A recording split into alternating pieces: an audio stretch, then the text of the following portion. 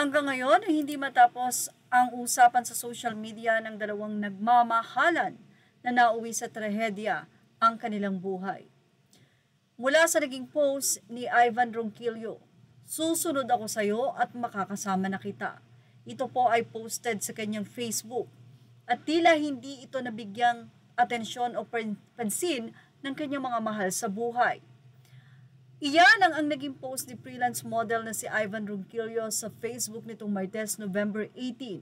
Ilang oras ito bago matagpuang wala nang buhay sa kanyang condo unit nitong araw o ngayong araw. Matatandaan na nitong Lunes, November 17 ay pumutok nga ang balitang pumanaw ng sexy model na si Gina Lima, ang kaniyang kasintahan or ang dating kasintahan ni Ivan. Ilan namang mga content creator ang nagbintang kay Ivan or ilang mga kaibigan ni Gina na di umano ay binugbog si Gina dahilan ng pagpanaw nito. Itong Martes, nagpost si Ivan ng isang compiled video kung saan makikita siyang kasama si Gina.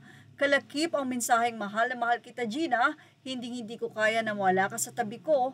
Hayaan mo, susunod ako sa iyo at makakasama na kita. Alam na natin sa ating dalawa na walang makakapigil sa pagmamahal natin." Ngayong araw lang din ay inilabas ng kapulisan ang nasabi nga pong medical report sa pagpanaw nitong si Gina at sinabi nila na nagkaroon ito ng tila paninikip ng dibdib. Lumalabas na tila may sakit si Gina Lima na hika.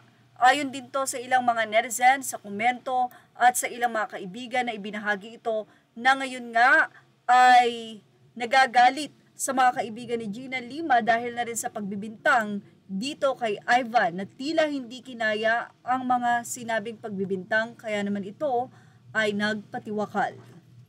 Sa isang post din, sinabi nitong si Ivan ang pangalang Kevin Tan at sinabi niyang kay Kevin Tan ang maraming salamat sa ginawa mo sa mukha.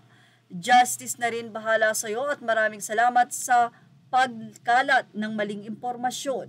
At dahil sa maling impormasyon na to at ikinalat, ayon sa mga netizen ay dapat managot ang mga nagbintang sa kanya. Lalong-lalo na yung mga nagpost na ngayon nga daw ay burado na.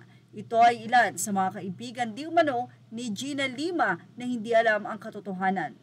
Pagkatapos nito ay doon na nga tinapos nitong si Ivan ang kanyang buhay. Yan ang ating Showbiz Now update.